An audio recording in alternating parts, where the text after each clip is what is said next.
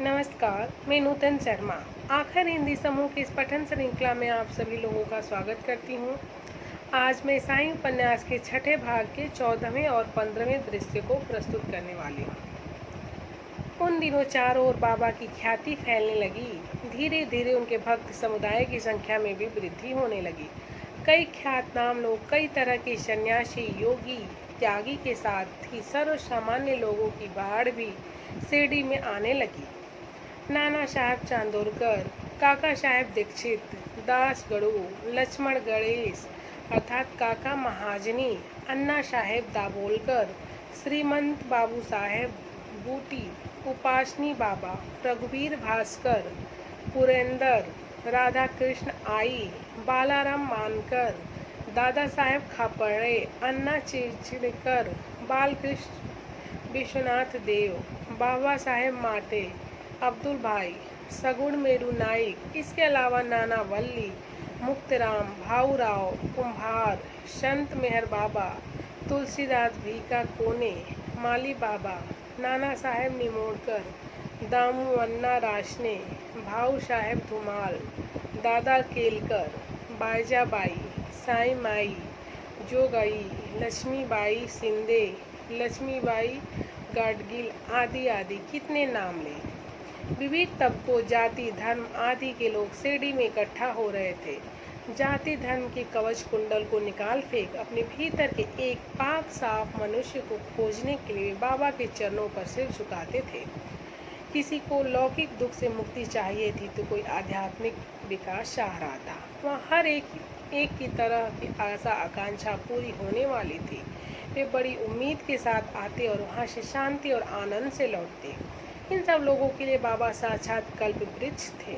इस कल्प वृक्ष की छाया में आने के लिए वे तड़प रहे थे। एक तरका तिल ऊर्ध्वता पर विराजमान बाबा मानव जीवन के गुण गहन नाट्य में प्रविष्ट हो रहे थे और सर्व सामान्य को परेशान करने वाली, सताने वाली असंख्य बातों से मुक्ति का अनोखा मार्ग दिखा रहे थे।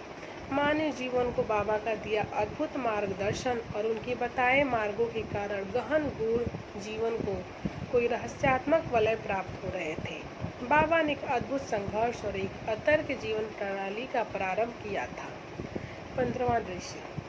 काशीराम ने नाउर के बार में अपनी कपड़े की दुकान लगा दी। दिन भर व्यापार होता है। बीच में उसकी माली हालत बहुत खराब थी पर थोड़ी सुधार हो गई थी। बाबा ने उसके अहंकार को दूर किया था। उसने उठाया हुआ ऋण भी काफ़ी हद तक अदा किया गया था। शाम तक अच्छा खासा व्यापार होने के बाद उसने अपने कपड़े की गठरी बांधी और वह शिरडी की ओर तेजी से जाने लगा। उसका घोड़ा अच्छा और फुर्तीला था। वह अपने घोड़े से बातें करते चलने लगा। शाम की ठंडी हवा बहने लगी थी। दोपहर की उमस भी कम हो गई थी। शरीर में चैतन्य भरने लगा था। हवा के हल्के झोंके अच्छा व्यापार होने से एक तरह की तसल्ली थी। घोड़ा भी मज़े में चल रहा था। सामने कुछ बैलगाड़ियाँ भी चल रही थी। उसमें कुछ व्यापारियों की तो कुछ घर परिवार वालों की भी गाड़ियाँ थीं। बैलों के गले की घंटियाँ का मधुर निनाद वातावरण को प्रसन्न बना रहा था। शाम का समय होने पर भी सुबह की सी प्रसन्नता थी। साईं राम का नाम स्मरण करते चलने वाले काशीराम की यात्रा भी सुखद चल रही थी और अचानक दूध में नमक गिर जाने जैसा कुछ विपरीत घटित हुआ। आसपास की झाड़ियों में छुपे लुटेरे अचानक भूतों की तरह मार्ग में आ गए और उन्होंने लूट का नंगा नाच शुरू किया। हाथों में तेज तलवारें उठाए उन्होंने गाड़ियां रोक दी। औरतें चीखने चिल्लाने लगी। आदमी घबराए। बच्चों ने रोना आरंभ किया। हड़बड़ी मच गई। काशीराम इन सब गाड़ियों के पीछे था। उसने लगाम खींचकर अपने घोड़े को सवार लिया। लुटेरों ने लूट मचाना शुरू किया। वे औरतों को गले से जेवरात खींचना शुरू किया। पुरुषों से पैसे लूटने लगे। लोगों को लूटने के बाद उनका ध्यान अश्वरूढ़ काशीराम की ओर गया और वे उसकी ओर मुड़े। उन्होंने काशीराम को घोड़े से नीचे खींच लिया और जमीन पर मुंह के बल गिरा दिया। उसकी गठरी खींच ली और उसका सारा पैसा लूट लिया। काशीराम धूल छटकते खड़ा हो गया। उसे धन की चिंता नहीं थी, इसलिए उसने वह लूटने दिया। एक लुटेरा उसकी तलाशी लेने लगा और एक छोटी गठरी उसके हाथ लगी। चोर ने वह गठरी जैसी खींचनी चाही, काशीराम उसका प्रतिकार करने लगा। इससे लुटेरों को शक हो गया कि उस छोटी सी गठरी में निश्चित ही कोई मूल्यवान चीज़ है। कारण अब तक पैसे कपड़े आदि के लूट लेने पर भी विरोध न करने वाला यह सज्जन इतनी सी गठरी के खींचते ही यूं प्रतिकार करने लगा है। निश्चित ही उसमें सोना, हीरे, माणिक आदि होंगे। उस लुटेरे ने सोचा, वास्तव में उस गठरी में ऐसी कोई चीज नहीं थी, तो बस चींटियों के लिए डाली जाने वाली शक्कर पिट्ठी।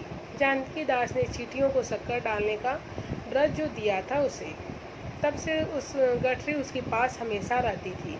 काशीराम उसकी जी जान से रक्षा करता था। उसके खींचते ही काशीराम का पारा चढ़ गया। उसने आसपास देखा, एक लुटेरे की तलवार पास ही खड़ी थी। वह बिजली की गति से वहां गया और सफाई से उसने वह तेज धार वाली तलवार उठाई और वह उस लुटेरे की ओर तेजी से बढ़ा। लुटेरा सावधान नहीं थे।